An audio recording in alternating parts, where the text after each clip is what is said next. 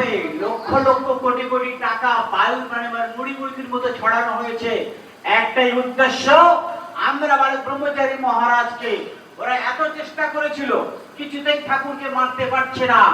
শেষ চেষ্টা করেছিল 1993 সালে, যখন ওরা খবর রেখেছিল যে ঠাকুর যখন বলেছেন যে বিভূতি বইতে ওনার মুখের বাক্য বেদবাক্য, অতএব উনি যখন বলেছেন যে আমি আমার জীবদ্দশায় কোর্স কমপ্লিট করে যাব, অতএব এই সুযোগ হাতছাড়া করা যাবে না।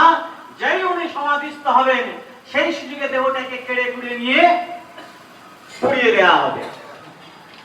আর এই ক্রাইমের সঙ্গে যারা যুক্ত, আজকে যারা সুখধাম দখল করে আছে, সময় উত্তীর্ণ, তাই আজকে সত্য প্রকাশ করতে বাধ্য হচ্ছে। এরা যে ট্রাস্টি বোর্ড গঠন করেছে এটা ডুপ্লিকেট, ওদের ঠাকুরের সিগনেচার নেই, ঠাকুরের স্ক্রিপ্ট দেওয়া হয়েছে। খোঁজ করে দেখে আসতে পারেন, তোমাদের ট্রাস্টি বোর্ডের পেপার দেখাও। কারণ সুখধাম যারা দখল করে আছে ওরা প্রত্যেকে বিশ্বাস করে ঠাকুর নাই। আজকে বলতে বাধ্য হচ্ছে, নির্লজ্জের মতো বলতে বাধ্য হচ্ছে, অভিনব দর্শনের যে বইগুলো বের হচ্ছে তার অধিকাংশ বই, সব বই না হলেও অধিকাংশ বই ঠাকুরের তত্ত্বকে বিকৃত করে পরিবেশন করা হচ্ছে। তার একটা জ্বলন্ত প্রমাণ বিভূতি বইয়ের যে ভাষণ, বিভূতি বই, সেই বিভূতি বইকে তৈরি করেছে, সেখানে 9 নম্বর অধ্যায়ে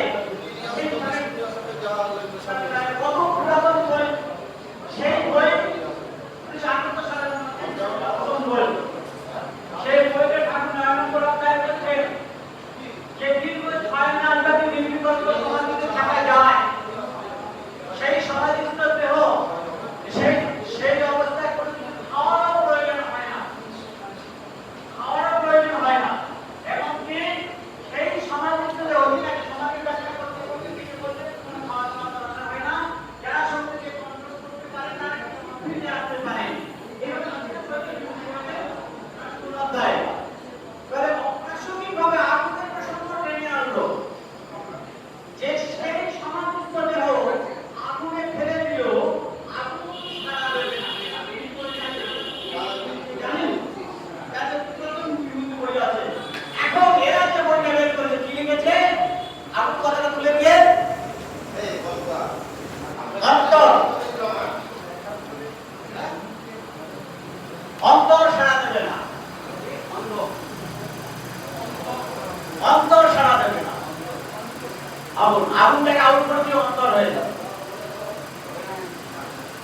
তাহলে আজকে এই অভিনব দর্শনের সব বইগুলো বলছি না, কিছু কিছু বইতে যে ঠাকুরের তত্ত্বকে যারা বিকৃত ভাবে পরিবেশন করে তারা কেউ ক্ষমা পাবে? আমাদের কারো অধিকার আছে ঠাকুরের তত্ত্বকে বিকৃত ভাবে পরিবেশন করার? কারণ এটা একটা চরম অপরাধ, একটা নারী ক্ষমা করছে। আজকে রিসেন্ট যে নন্দ জীবনে বেরিয়েছেন একজন, তিনি বলছেন নির্বিকল্প সমাধি নাকি কন্ট্রোভার্সি, ওটা বিতর্কিত, এটা কি বেরিয়েছে আপনার নয়। কেন বলছে? কারণ এরা সবাই এই ক্রাইমের সঙ্গে যুক্ত। যদি দরকার হয় আমার সঙ্গে পার্সোনাল যোগাযোগ করবেন, বিস্তারিত আলোচনা করবো, জানতে পারবেন যে এরা কত বড় চূড়ান্ত ভাবে এরা ঠাকুর বালক ব্রহ্মচারী মহারাজকে দুনিয়ার রূপ থেকে সরাবার জন্য এই চক্রান্তের সঙ্গে এরা যুক্ত। কিন্তু ডাল মে কুছ খানা হয়, ঠাকুর বালক ব্রহ্মচারী মহারাজ আপনার আমার হাতের মোয়া নয়, তাকে ইচ্ছা করলে ধরা যাবে, ইচ্ছা করলেই তাকে মারা যাবে। কারণ যিনি বলছেন আমি আইন কানুন জেনেই নেমেছি, আমি 8 ঘাট বেঁধেই নেমেছি, আমি আইন কানুন জেনেই নেমেছি, তোমরা মহাপ্রভুকে বেরোতে, যিশুকে বেরোতে, আমাকে তোমরা মারতে পারবে না, আমি মহাকাশের অন্তর্ত ঘুরে। ঠাকুর বলছেন, ঠাকুরকে প্রশ্ন করছে ভক্তরা, বাবা তুমি বিপ্লব করো, যে দেশে মহাপ্রভুকে মেরেছে, যে দেশে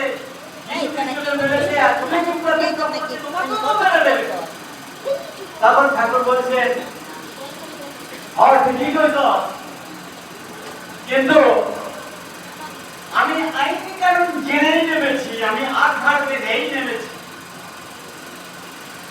মানে ঠাকুরও জানেন যে আমরা নামলে আমাকেও মামলা চক্রান্ত হবে।